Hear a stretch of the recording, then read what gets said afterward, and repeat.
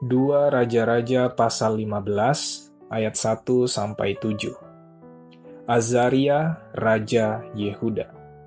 Dalam tahun ke-27 zaman Yerobeam, Raja Israel, Azaria anak Amazia, Raja Yehuda menjadi raja. Ia berumur 16 tahun pada waktu ia menjadi raja, dan 52 tahun lamanya ia memerintah di Yerusalem. Nama ibunya ialah Yekolia dari Yerusalem. Ia melakukan apa yang benar di mata Tuhan, tepat seperti yang dilakukan Amazia ayahnya. Namun demikian bukit-bukit pengorbanan tidaklah dijauhkan. Bangsa itu masih mempersembahkan dan membakar korban di bukit-bukit itu. Maka Tuhan menimpakan tulah kepada raja, sehingga ia sakit kusta sampai hari kematiannya, dan tinggal dalam sebuah rumah pengasingan.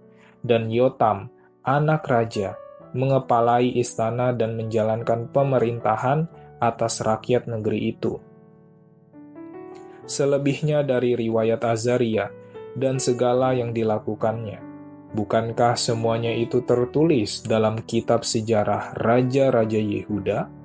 Kemudian Azaria mendapat perhentian bersama-sama dengan nenek moyangnya, dan ia dikuburkan di samping nenek moyangnya di kota Daud. Maka Yotam anaknya menjadi raja menggantikan dia. Ayat 8-12. Zakaria, Raja Israel. Dalam tahun ke-38 zaman Azaria, Raja Yehuda, Zakaria, anak Yerobeam, menjadi raja atas Israel di Samaria. Ia memerintah 6 bulan lamanya. Ia melakukan apa yang jahat di mata Tuhan, seperti yang telah dilakukan oleh nenek moyangnya. Ia tidak menjauh dari dosa-dosa Yerobeam bin Nebat, yang mengakibatkan orang Israel berdosa pula. Salum bin Yabes mengikat persepakatan melawan dia, membunuh dia di Yibleam, kemudian menjadi raja menggantikan dia. Selebihnya dari riwayat Zakaria, sesungguhnya semuanya itu tertulis dalam kitab sejarah Raja-Raja Israel. Bukankah begini firman Tuhan yang diucapkannya kepada Yehu, anak-anakmu sampai kepada keturunan yang keempat akan duduk di atas tahta Israel. Dan terjadilah demikian. Ayat 13-16. Salum, Raja Israel. Salum bin Yabes menjadi raja dalam tahun yang ke-39 zaman Uzia, Raja Yehuda. Ia memerintah sebulan lamanya di Samaria. Sesudah itu majulah Menahem bin Gadi dari Tirza, lalu sampai ke Samaria. Ia membunuh Salum bin Yabes di Samaria, kemudian menjadi raja menggantikan dia. Selebihnya dari riwayat Salum dan persepakatan yang diadakannya, sesungguhnya semuanya itu tertulis dalam kitab sejarah Raja-Raja Israel.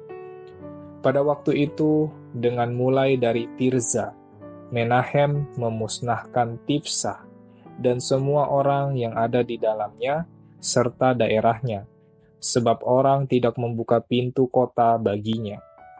Maka dimusnahkannyalah kota itu dan dibelahnya semua perempuannya yang mengandung.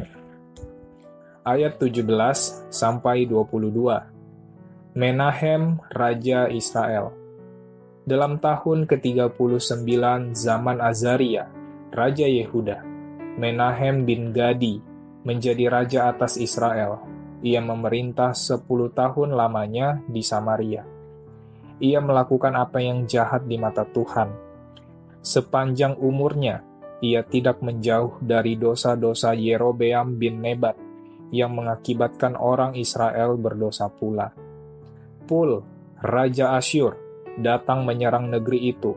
Lalu Menahem memberi 1000 talenta perak kepada Pul, supaya dibantunya dia mengokohkan kerajaan itu di tangannya. Menahem mengeluarkan uang ini atas beban Israel dan atas beban semua orang yang kaya raya untuk diberikan kepada Raja Asyur. 50 shikal perak dari setiap orang. Lalu pulanglah Raja Asyur, dan ia tidak tinggal di sana di negeri itu. Selebihnya dari riwayat Menahem dan segala yang dilakukannya, bukankah semuanya itu tertulis dalam kitab sejarah Raja-Raja Israel? Kemudian Menahem mendapat perhentian bersama-sama dengan nenek moyangnya. Maka Pekahya, anaknya, menjadi raja menggantikan dia.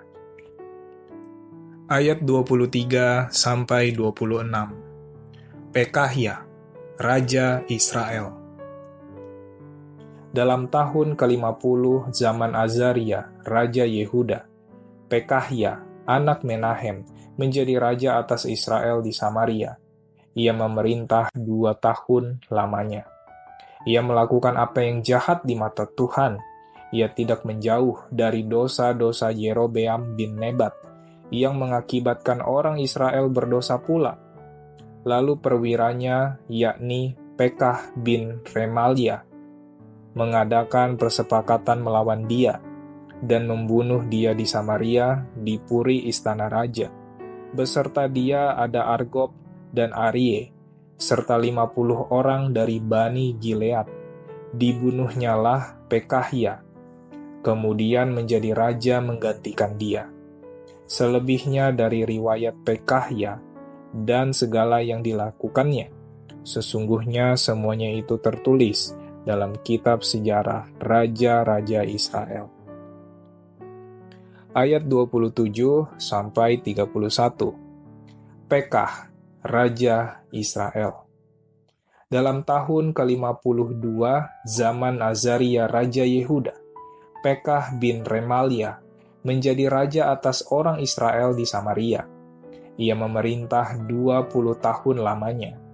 Ia melakukan apa yang jahat di mata Tuhan. Ia tidak menjauh dari dosa-dosa Yerobeam bin Nebat, yang mengakibatkan orang Israel berdosa pula.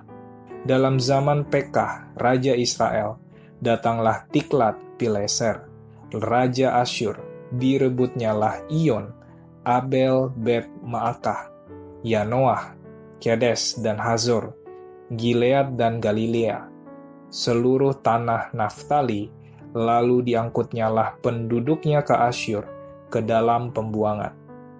Hosea bin Ela mengadakan persepakatan melawan Pekah bin Remalia.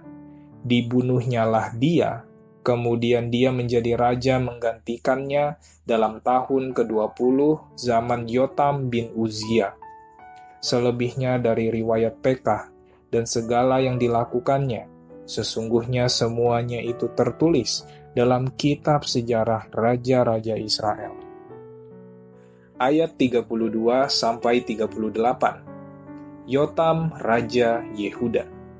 Dalam tahun kedua zaman Pekah bin Remalia, Raja Israel, Yotam anak Uzia, Raja Yehuda, menjadi raja. Ia berumur 25 tahun pada waktu ia menjadi raja, dan 16 tahun lamanya ia memerintah di Yerusalem. Nama ibunya ialah Yerusa, anak Zadok. Ia melakukan apa yang benar di mata Tuhan, tepat seperti yang dilakukan Uzia, ayahnya. Namun demikian, bukit-bukit pengorbanan tidaklah dijauhkan. Bangsa itu masih mempersembahkan dan membakar korban di bukit-bukit itu. Ia mendirikan pintu gerbang tinggi di rumah Tuhan. Selebihnya dari riwayat Yotam, apa yang dilakukannya, bukankah semuanya itu tertulis dalam kitab sejarah Raja-Raja Yehuda? Mulai zaman itu Tuhan menyuruh Rezin, Raja Aram, dan Pekah bin Remalia menyerang Yehuda. Kemudian Yotam mendapat perhentian bersama-sama dengan nenek moyangnya, dan ia dikuburkan di samping nenek moyangnya di kota Daud, bapa leluhurnya. Maka Ahaz anaknya menjadi raja menggantikan dia.